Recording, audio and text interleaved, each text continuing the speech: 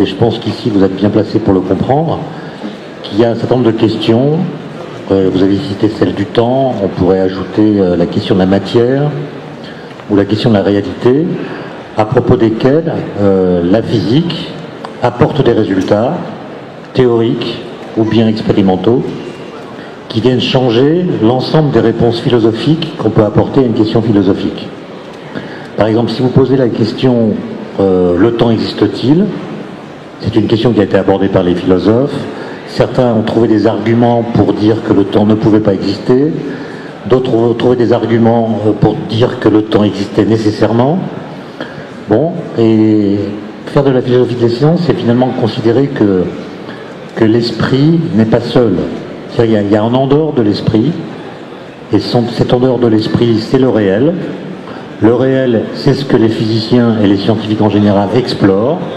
Et quand on comprend des choses de la réalité, ça peut faire retour sur l'esprit. C'est-à-dire que ça peut changer nos façons de penser, de répondre à certaines questions philosophiques notamment. Et donc, en tout cas, ma vision des choses, c'est que la philosophie des sciences, de la physique en particulier, c'est la démarche qui consiste à regarder les situations dans lesquelles la physique fait des découvertes philosophiques négatives. Elle ne fait pas des découvertes philosophiques qui vont complètement changer la philosophie, mais elle vient, sur certains points, dire ce qu'on ne peut plus penser. L'exemple le plus simple que vous pouvez imaginer, c'est la découverte de l'atome. Les philosophes, avec les scientifiques d'ailleurs, pendant 2 millénaires, se sont battus autour de l'atome. Est-ce qu'il existe ? Est-ce qu'il n'existe pas ? Certains ont trouvé que l'hypothèse était absurde. D'autres ont imaginé qu'elle était obligatoire. Et puis un jour, une expérience faite par Jean Perrin, à la suite d'un article rédigé par Einstein en 1905, vient trancher la question. Et donc, voilà, l'atome existe. Certes, il n'a pas les propriétés qu'on lui attribuait auparavant, mais sa réalité ne fait plus de doute. Et donc, on a là une information qu'il faut prendre en compte, dont il faut prendre acte pour continuer à penser la matière. Et donc c'est la façon dont vous menez vos travaux, c'est-à-dire que vous avez une double vision des choses, un petit peu comme nous essayons, on voit qu'il y a une dualité entre la science-fiction et la science, d'un certain côté. Bon, la séparation entre la science et la science-fiction, je ne vais pas trop l'aborder en présence de Roland Le Houcq, qui est le spécialiste, moi je vais dire des banalités, mais je pense que la science moderne, je vais parler de la physique moderne, c'est une sorte de science-fiction. Alors pourquoi est-ce que j'ai dit cela ? C'est parce que un philosophe des sciences que j'aime beaucoup, qui s'appelait, puisqu'il est décédé, Alexandre Koyré, expliquait que la physique de Galilée, disons la physique moderne, c'est-à-dire celle que Galilée a enclenchée, est une physique qui fait le pari qu'on peut comprendre le réel empirique, le réel qui nous est donné, le réel qu'on observe autour de nous, par l'impossible. C'est-à-dire par des lois qui contredisent l'observation.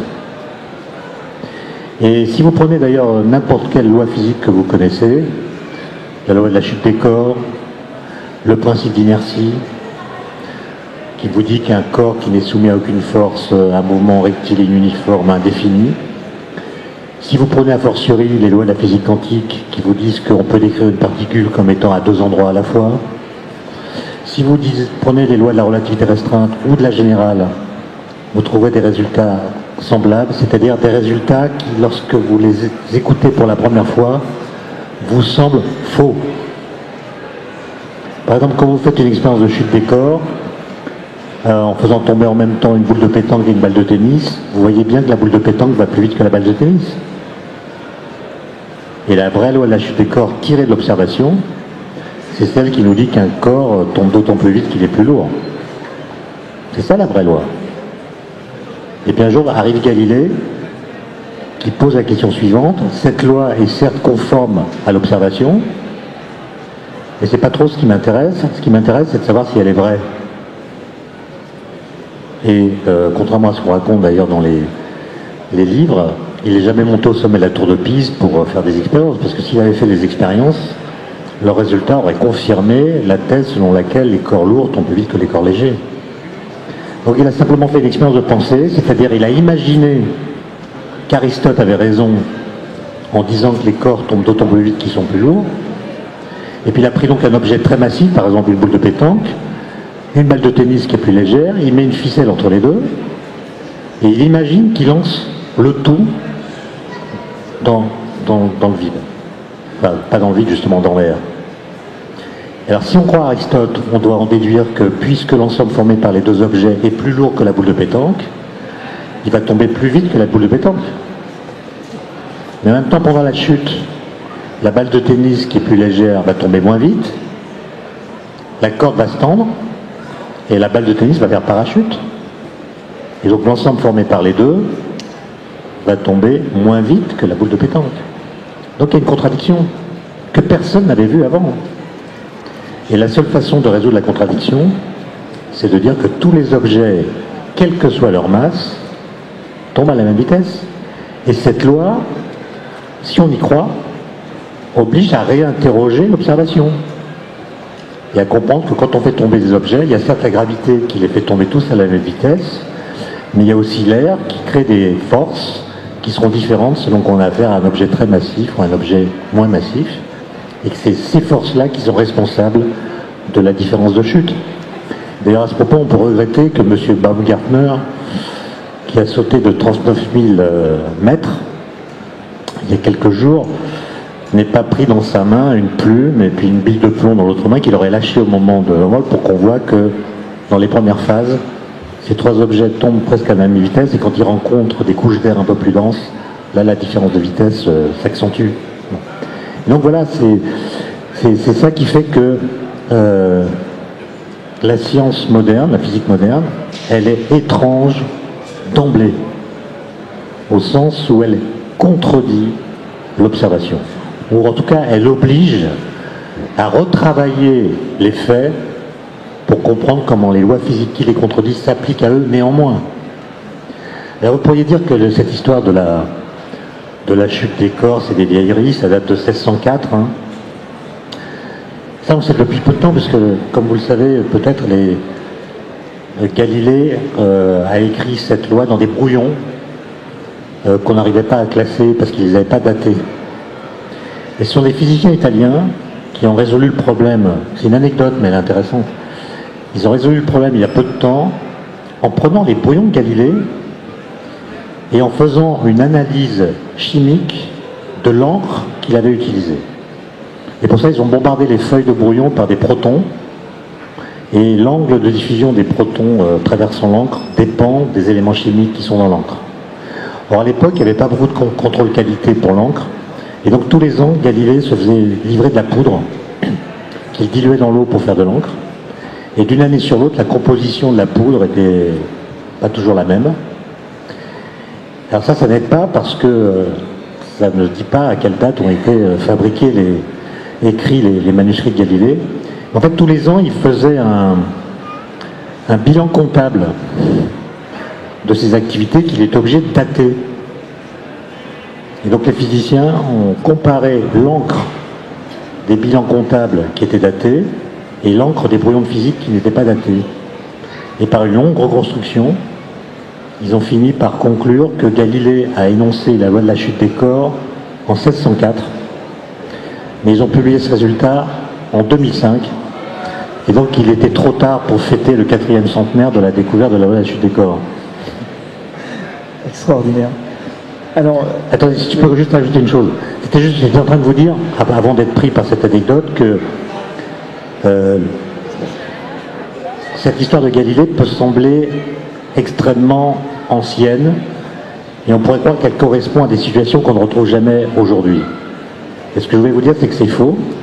Vous avez entendu parler du boson de Higgs qui a été découvert expérimentalement en juillet 2012, 48 ans après que des physiciens aient prédit son existence. Je vous fais l'histoire très brièvement, mais vous allez voir qu'elle ressemble à l'histoire de Galilée. Dans les années 60, on comprend que la façon qu'on a de modéliser les interactions entre particules, notamment l'interaction électromagnétique et l'interaction nucléaire faible, à partir de groupes de symétrie mathématique, dans ce qu'on appelle des théories de jauge, peu importe le vocabulaire, Mais ces théories ont l'air de bien fonctionner au sens où elles rendent compte des résultats expérimentaux. Mais quand on essaie de regarder ce qu'elles impliquent à propos de la masse des particules élémentaires, on voit qu'il y a un problème. Parce que ces théories impliquent, si leur formalisme est correct, que la masse des particules élémentaires doit être nulle. L'électron doit avoir une masse nulle, les quarks, qu'on ne connaissait pas à l'époque, auraient dû avoir une masse nulle, etc. Or, ce n'est pas du tout ce qu'on observe, puisque quand on mesure la masse des particules élémentaires, à l'exception de quelques cas particuliers, comme le photon, on trouve une masse non nulle. Et donc, on était dans une situation où il y avait une contradiction entre la théorie et les mesures. Un peu comme du temps de Galilée, où sa loi dit que les corps tombent à la même vitesse, et on voit qu'ils ne tombent pas à la même vitesse. Donc il y avait le même type de contradiction. Et quand on est devant une telle contradiction, en général, on remet en cause la théorie, en disant les faits sont premiers, c'est eux qui sont la donnée de base de la science, et donc la théorie doit reproduire les faits. On voit que c'est pas si simple, parce que les faits sont toujours interprétés, et si on se trompe dans l'interprétation, on fait dire aux faits des choses qu'ils ne disent pas.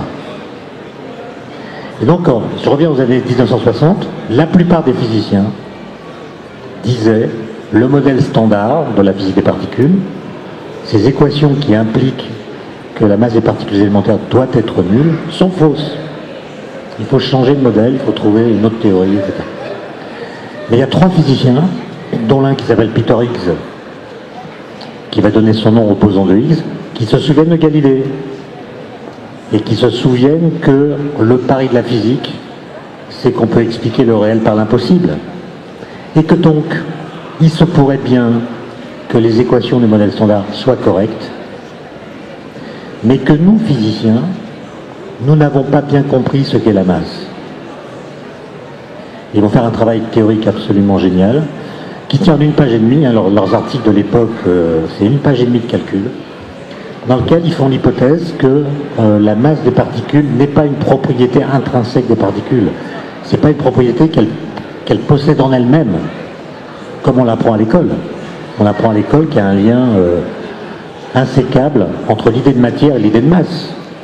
On a du mal à imaginer ce que serait de la masse qui ne s'incarnerait pas en particules, et on a du mal à penser ce que serait une particule de matière qui n'aurait pas de masse. Donc pour nous, particules, matière, masse, ça fait une espèce d'entité unique, au sens où on ne peut pas imaginer qu'une seule de ces 3 composantes puisse exister sans les 2 autres. Eux disent peut-être qu'on s'est gouré.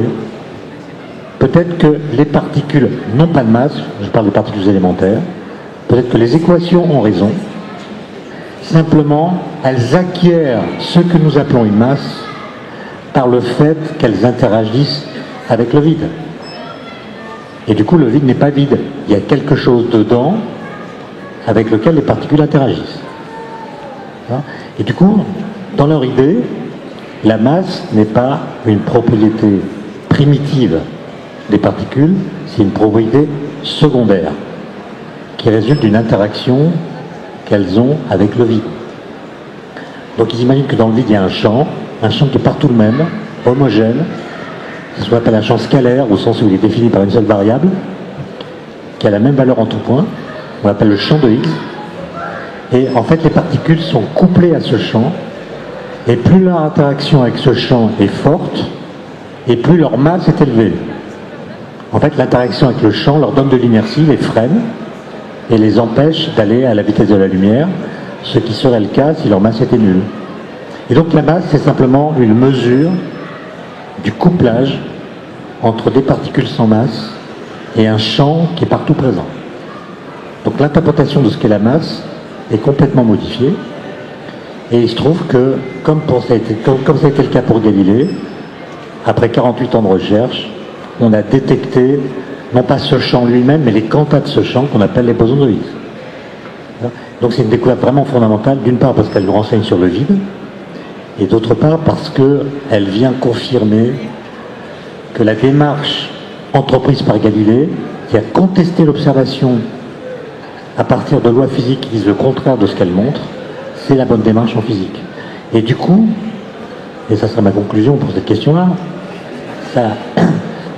ça crée une espèce de pont entre la science et la science-fiction, au sens où la science, la physique, est une sorte de science-fiction qui met en avant des lois qui ne sont pas directement perceptibles dans l'environnement. C'est fantastique, fascinant. Non, mais je dois vous dire que j'ai une migraine terrible, mais j'ai pris des médicaments, et le temps qu'ils agissent me semble assez long. Alors nous allons parler de temps, alors je vous propose, puisque le temps semble être au cœur de vos travaux. Pour nous, c'est pareil, nous avons, de par notre observation, l'impression que le temps a un certain nombre de concepts, qui est sa linéarité, son déroulement inéluctable. Alors pour vous, qu'est-ce que c'est le temps? Quelle est votre vision du temps? Mais moi, je n'ai pas de vision du temps au sens où tout mon travail, c'est de démontrer que les visions qu'on nous propose sont fausses. Donc, j'en ai pas. Alors, plus sérieusement, qu'est-ce que ce n'est pas le temps alors? Ben justement, il y a plusieurs façons d'aborder la question du temps. Il y a la possibilité d'essayer de le sentir à partir de l'expérience qu'on en a. Il y a la possibilité d'essayer de trouver ses propriétés à partir du langage. Qu'est-ce qu'on dit du temps finalement dans le langage quotidien? Et puis il y a une autre possibilité qui est de tenter de dire ce que diraient les équations de la physique si elles pouvaient parler. Voilà. Et évidemment, comme elles ne peuvent pas parler, on n'est jamais sûr que ce qu'on leur fait dire est exact. Mais disons que moi, pendant une dizaine d'années, avec d'autres, je me suis posé cette question.